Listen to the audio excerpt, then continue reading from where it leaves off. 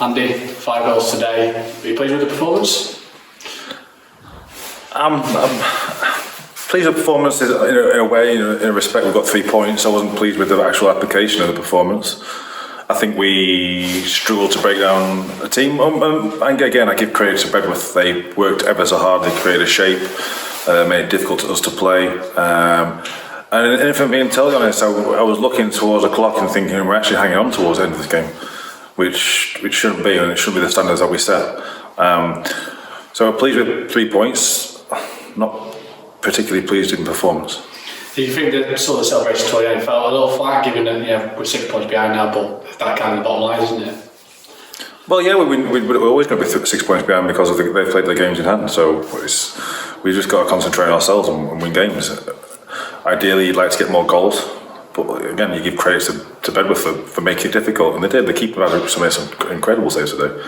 We weren't as tight as we have been in the final third.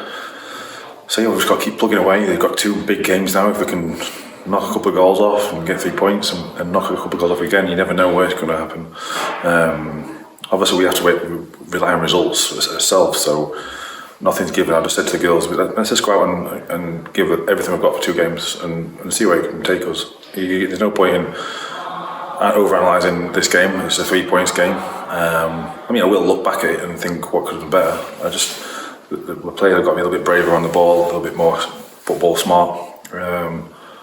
But they know themselves. They as soon as they come in, I always ask them what they feel, and they all feel disappointed. So, yeah, as long as we're all on the same page. It's good that they're a bit disappointed because they know they can play.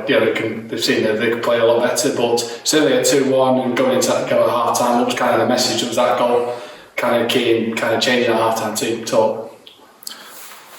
No, the messages were the same the whole way through. We knew they had a weakness, and we tried to play to that, but we didn't actually do that on the pitch. We didn't execute that what we asked them to do. It's difficult sometimes. Teams make it hard to beat, and again, they won't get beaten.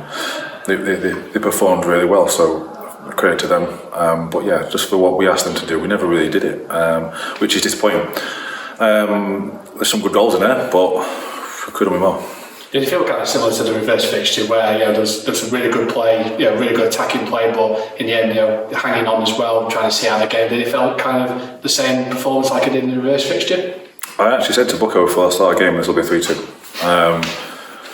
Even though I wanted the game to be an entertaining game, I actually said to Bucko this will be 3-2 just because Bedworth don't give up, and they're free rein now. They've been unfortunately relegated, and they've got free rein to what do they want. They've got no pressure on them. The pressure is on us today, and the girls just got to deal with the pressure a little bit better.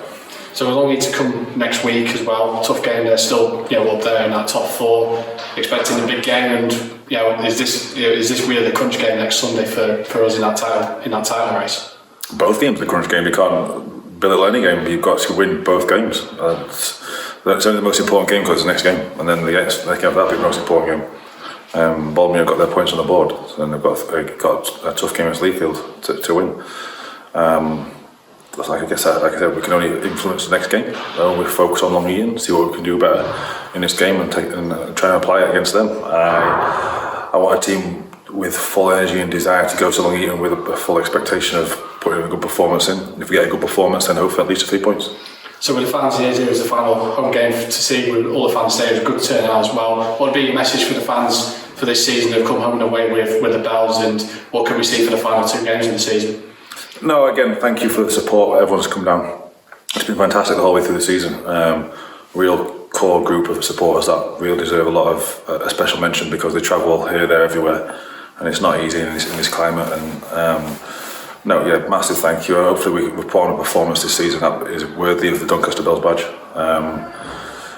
Just if we can get over that final step, it'd be incredible. But again, that's not down to the lack of hard work. It's just down to the lack of application on a couple of games which has cost us. But no, thank you to everyone that supported. Obviously with special mention goes out to Claire Bailey this day as well because of a sad loss of Richard, which had a massive impact on the whole club. So again, massive respect and condolences to Claire. Well done today, mate. Thank you. Cheers.